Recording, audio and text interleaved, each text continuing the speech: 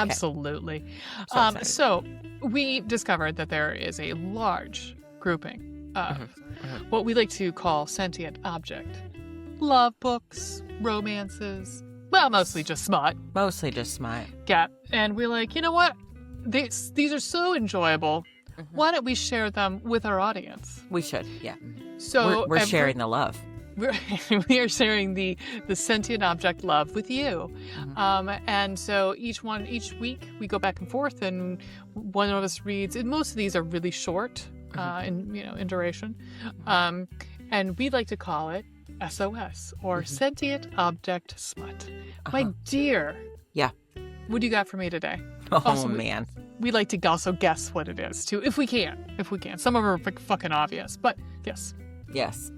We are going back to the Kyleverse. Oh, okay. All right. I'm excited. I read for your listening pleasure this week. For my enjoyment. Got it. Earballs. Got it. Book 5 in the Kyleverse, which is called Spread. Okay. Would you like to guess what the object is? Mayonnaise. Ew, gross. So fucking disgusting. It's not mayonnaise. It's newspaper. No, but that would be good too.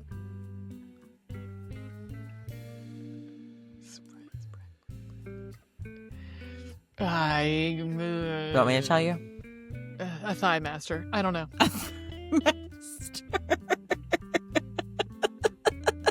We are showing our age. Fucking no one at the age of 38 knows what a thigh master is. It wasn't Sally Struthers. It was the other one. What was the one who Suzanne Summers? Summers. Yeah. It was two S's. Right. Like Sally Struthers with fucking All of the Family. Wrong one. Okay. Sally Struthers. Oh my God. Okay. It is a spatula. Okay. Because you would use a spatula to spread something. I use a spatula to flip things. I don't necessarily spread shit with a spatula. I guess I pictured it more like a... Is it a Yeah, but I guess it would be because it... Yeah, it is. Hang on. You know what? I pictured it more like one of the rubbery silicone... You know what? It's not a big deal. This is a book about a spatula, you guys. It's a book about a fucking sentient spatula. I mean, there's not much you gotta fucking delve into here. It's not Chekhov, it's not like it's not. No, this is not the next great American novel. Okay? No, this isn't fucking House of Leaves, right? Yeah, it's. I mean, yeah. Dostoevsky is not No, he's not in this. Nope. His fingerprints are nowhere close to this. No. Nowhere near it. He would be rolling in his grave. Okay. So, anywho, this is. I'm going to read the description for you. Okay, I'm excited. She picks me up, rubbing her hands over my ergonomic handle. Well, silicone is silicone, right? Mel is cleaning up after a party when she finds something that doesn't belong to her. Little does she know, her find is lucky in more ways than one. When a bet goes wrong, Spatha finds himself trapped in an unfortunate situation. Luckily, he is in... Yeah. Yes. Luckily, he is in excellent hands with Mel. Now, Mel is at the bar, the prologue. Mel is at the bar one night and meets this dude. Okay. And his name is Spatha. And he, they end up flirting all night.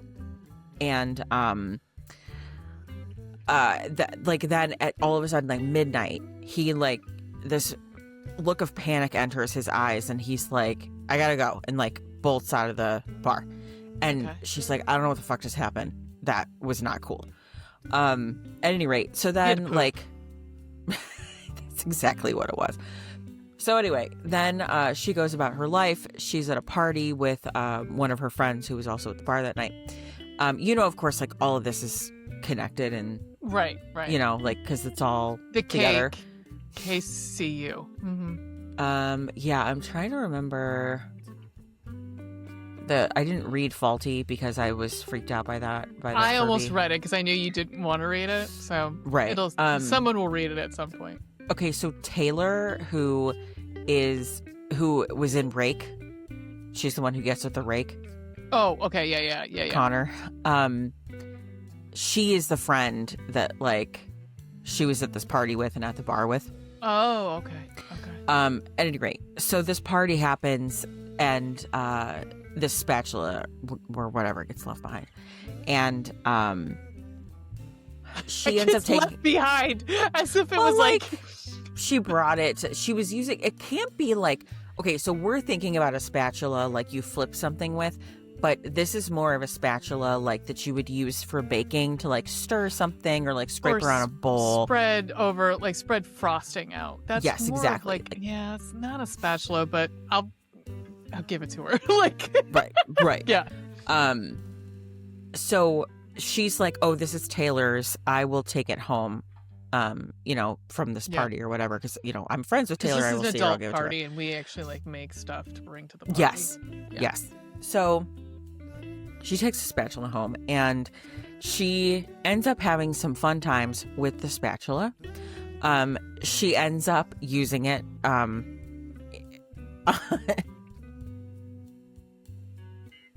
just don't know. Walk me through silicone is silicone.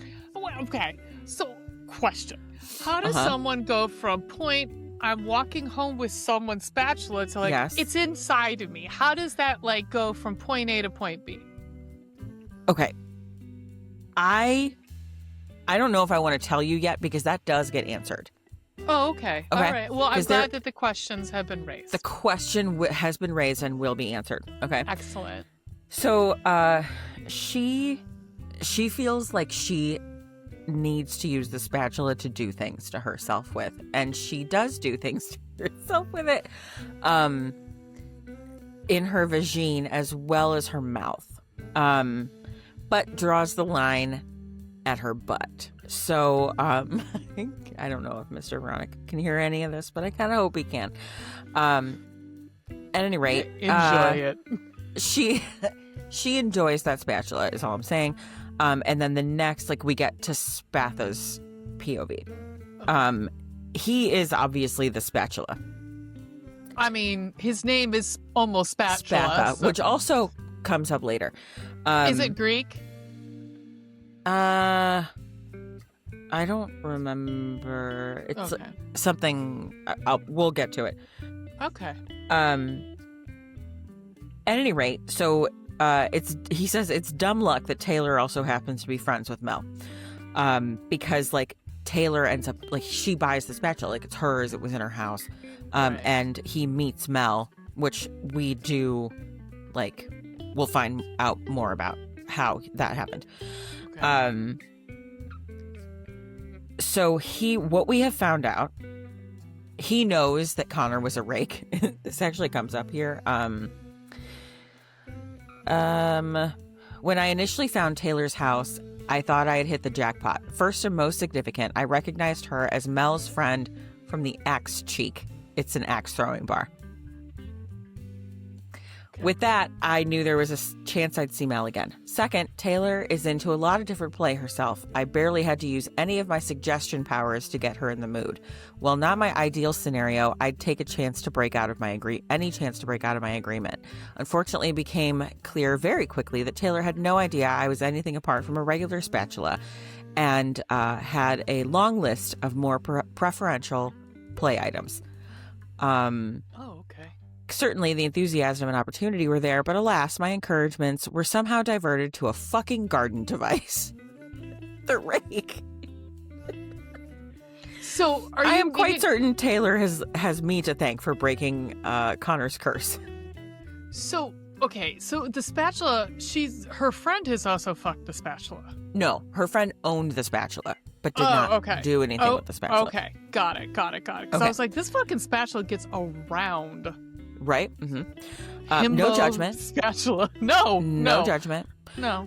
So at any rate, after she has this masturbating session with the spatula, she goes to meet Kyle at the park because they're going running together.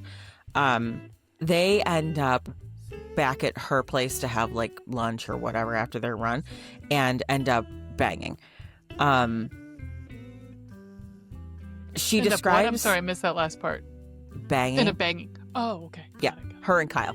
You know, because Kyle. Kyle's the one who's Kyle getting gets around. around. Yeah, again, no judgment. No judgment. Still a himbo. Yeah. She says the urge to have sex... Yeah. Lovingly. The urge to have sex hits me out of nowhere. The sudden force of my desire makes me weak in the knees, and I pour hot water all over the counter. She's making coffee. And then it also has hit him. Like, his erection is obvious in his pants. Anyway. Wait, Kyle. Yeah. Okay, got it. Anyway, they end up obviously having sex, and she's like, are you okay incorporating toys? And obviously Kyle is fine with that. Kyle, yeah. I mean, what hasn't been in Kyle? Kyle has fucked a cloud. So, like, you know, whatever. Fucked a cloud. It's true. So then they end up incorporating the spatula. Okay. Who is this? She ends up... okay. This is from Spat. I just keep calling him Spat. This is from Spat's point of view. I mean, that works. Works. This guy really remarkably average, but at least he appears to be quite open-minded, and based on my experiences at Taylor's, there is very little this man won't do. It helps that he also seems responsive to my suggestions, that or he's simply ready to go at the drop of a hat. It's difficult to tell with him. So she's like, he says, what would you like me to do with the spatula? And Spat suggests to him, use me to fuck her. And Kyle says, do you want me to fuck you with it? And she says, yes, please. So at any rate, they start doing stuff with the spatula, and she vagine, mouth, and then finally butt. Okay. It's important that you know this. I'm sorry. I mean, she says no, but she means yes, I guess, with the butt. Well, she said no the first time. She says yes the second. Like, she said no by herself. Now she's with Kyle, and when she's got... Well, I mean, I get that, too. You know, sure. It's less likely to hurt yourself, probably. Yeah, maybe. And he has experience with this stuff. You know, of course he does. Yes, of course he does. Yeah, of course He's Kyle. Yeah. Right. He's gotten around, as we have discussed. Again, not in a judgmental way. No. So... they're still having sex, and she says, until I hear the voice behind me. Spat has his curse has been broken. Oh. And he is now a real live boy.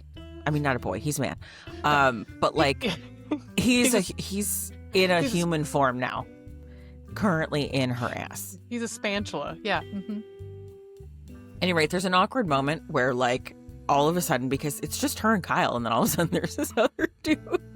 Okay. So when it goes in her behind is when he comes to life. So is it his dick in her ass then? Yes. Okay. Yes. Yeah. Okay. You're following. It's okay. Got it. Okay, I'm glad. I'm so glad.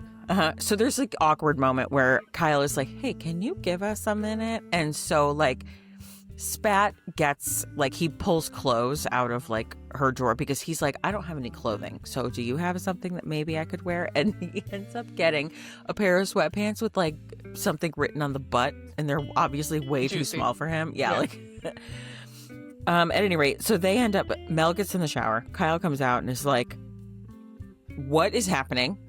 Who are you? How do you know Mel? And then they all end up going to like get some food, and they go to the restaurant where Kayla works. And I'm trying to remember why we know Kayla. She might have been the birthday cake. I think she was the birthday cake lady. Oh, okay. I think. So they end up there, and we get his story. It's a deep well. I know. I'm sorry. Do you want me to tell you less? I just trying to answer your question because we are getting there. Just the KCU is very deep well of like all this background knowledge that I need. You're to correct. know. It's There's kind so of much like, stuff. Yeah. It's like Thor, Ragnarok. Yep. Okay, so... Him down. Okay, so we finally get, like, the lore behind his story. He says, you remember the night we met, yes? Well, I may have run my mouth a bit and made some claims that I didn't exactly follow through on. Anyway, the spatula was my punishment. Kyle says, I think you glossed over a few key details there. What claims are these? Why didn't you follow through? Why a fucking spatula? And why did you, reappear like you did? And, Valid. maybe most importantly, why did you fucking ditch me that night?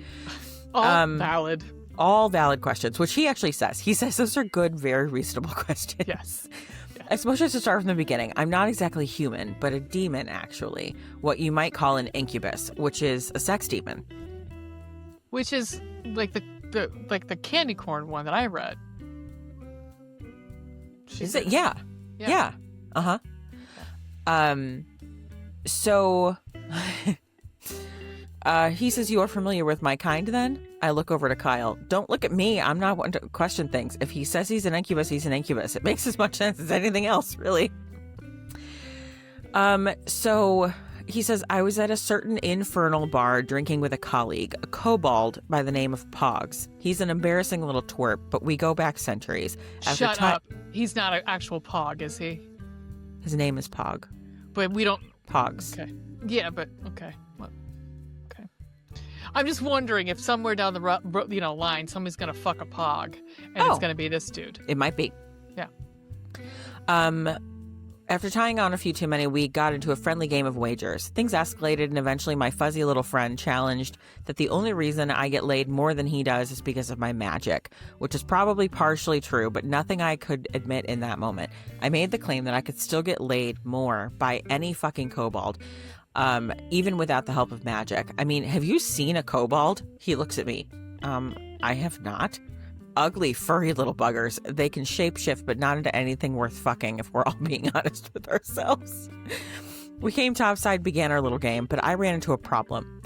And she's like, what kind of problem? And he ran into her. Like, he was planning on just, like, finding somebody to, like, fuck and, like, win the bet and move on. But then he liked her, and, like, he didn't want to just win a bet and, like, never see her again. Am I a stupid bet? Perfect. He says, unfortunately, I liked you. I'm explaining all this. The language barriers are an issue. I didn't desire to merely fuck you and move on. Enjoyed your company. I wanted to get to know you. So, like, now we know he's a demon. That's why he's able to, like, give suggestions. That's how she was, all of a sudden gripped by the need to, like, fuck a spatula and deep throat a spatula. Yep. All things I'm saying on a podcast. Immortalized on the internet. So people are like, okay, well, you're still not explaining why a spatula. And he says, well, in my enthusiasm, I may have said something along the lines of how I could get more sex as an animate object than he could at his best. So the stakes were set at a transformation to such an object in the case that I lost. As to why a spatula, well, my perverse little friend thought himself clever. I am proudly named after a particular type of flat blade, a deadly weapon, and taker of life. But as you've likely put together, my name shares a common root with another far more mundane flat item used for scraping bowls and spreading frosting. In order to break the curse, he had to go into all three of her holes. So... Excellent. It's like Plinko. Wonderful. Yep. Anywho, so she's like, hang on, like you essentially made me do that? Like, what sane person does that? Oh my God, that was you? You suggested that I do all those things? And he says, no, I encouraged you to do things, but I could never make you do anything you did not already desire at some level. I can add fuel to the fire, turning a flame into a frenzy, but with no initial spark, I have no leverage. Get the all spark. Sorry. So anyway, they end up leaving the restaurant. She and Spat go back to her place. Kyle drops them off, and then he goes back to the restaurant to talk to Kayla, like, hey, you okay? Just, want to make sure. Right. I mean, it's pretty traumatizing what she's been through today. So, well, Kayla is the waitress, and because Kayla kept like eyeing them, like knowing something was going on. Also, his eyes are not human. You know, like he looks, even though he looks like a human right now, like he's in a human form, like his eyes are still not right. You know. Oh, okay. Just picture Demon Dean. Like that's what I kept picturing. Okay. Right. So, at any rate, they go back and have lots of sex and do dirty things. Her and Spat. And then Kyle comes back and he joins them. Okay. Because of course, because it's Kyle. Yeah. At any rate, so it's a romance. We assume there is a happily ever after of some kind, but also he does transform into his demon form. Hi. Yes, and actually, first of all, she is thinking when he's like, I really would like to get to know you and like, date you and stuff like that. Right. She thinks to herself, if I forget the whole anal sex meet cute situation, which really was as much my fault as his, I guess, and the fact that he is a literal demon, there are relatively few red flags. So he transforms into his demon self when they get back to her apartment. Okay. And he is like expecting her to freak out because like he's red and he has a tail and horns and like he's huge. So like he's expecting her to scream. Okay. Instead, she's just staring at me hungrily. She says, Spatha, is the tail prehensile? She stands up, walking toward me. I choke on my words, surprised by her reaction. She circles me like a hunter inspecting their latest catch. The wings, are they hypersensitive like in the books? She runs a finger along the edge of one, sending a shiver down my spine. Mel giggles with delight at my involuntary reaction. She makes her way back to my front and glances at my horns, giving them a teasing flick with her nails. Handlebars, she says with a smirk, and she reaches down and grabs my cock. Anything special I should know about this? Any spikes or hidden ridges? Got a sucker or tentacles down there I need to know about? What are you talking about? What exactly is happening here? She continues stroking my cock as she talks. You have no idea how bad I've wanted something like this. I haven't actually used a drop of magic on her. I'm actually terrified at the thought of using it with her. You seem more well endowed than your human form, and I'm not mad about this bulge at the base. We'll work our way up to flying sex if that's your thing, but I think we need to establish some trust first. Like, and he is so floored. Take it back. Like, yeah. What's happening? It's like, what is happening? It's hysterical. Of all people, how did I find this one? What is going on? Right. Okay. Yeah. Last thing I want to talk about. Do you want to guess what he comes? Is it gonna be this something was off the wall. Like I didn't expect it.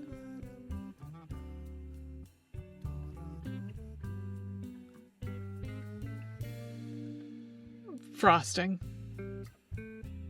Hot sauce. What? Yeah. Mm-hmm. Why? She says, "Ooh, hot sauce." Not sure what I expected, but I can work with that. It better not burn too much downstairs, though. No. Thank you. No. It sounds like that would be painful. Yeah. It sounds like I'm pouring milk on my genitalia. Yeah. I mean, Thank you. Yeah. Anyway, that is Spread by Nicole Parker. I'm also remembering Kayla is Taylor's friend, other friend. So Kayla has not had her book yet, but as I'm scrolling down here, she was in Solved. No. Oh, maybe she was Lena's friend. I don't remember. She might have been Lena's friend. Lena is from the cake one. But Kayla has a book. It is Solved, and it is the next one. It's about puzzles, isn't it? It's about a Rubik's Cube. Oh, that's right. Mm-hmm. Anywho. Guys, never stop. Never stop writing these. Never stop writing these. Yeah. You're doing God's work. Yep. It's just the greatest thing ever. How many pages does one come in? I believe it was 60. Perfect. Not bad. Let me open it back up. Yeah, 60 pages. I read it today. Like in a couple hours, tops. There you go. Perfect. Yeah. Perfect. Wonderful. I love it. And that gets added, immortalized in my TBR forever. Exciting. It throws that algorithm right the fuck off. Or right the fuck on. Whatever. Whatever, However you want to look at it. There's just days where I just want to take my computer and just throw it in the garbage, like a la Ron Swanson. Ron, Because I'm like, my algorithm is forever fucked. Forever fucked. Yeah. Mm-hmm. I want to be forever fucked. Mm-hmm. Yes. Yep. 100%. I love it. ways Thank than you one. so much. Oh my God, you're so welcome. So welcome. Well, if you are joining us on YouTube, welcome. We are a bi-weekly podcast where we read a romance novel and we talk about it. We sure do. You can find us a whole bunch of different social media, Blue Sky, Threads, and Instagram. TikTok, we don't really For use as long as we have it. Yeah. And you can email us too. And our website's listed there too. So, yep.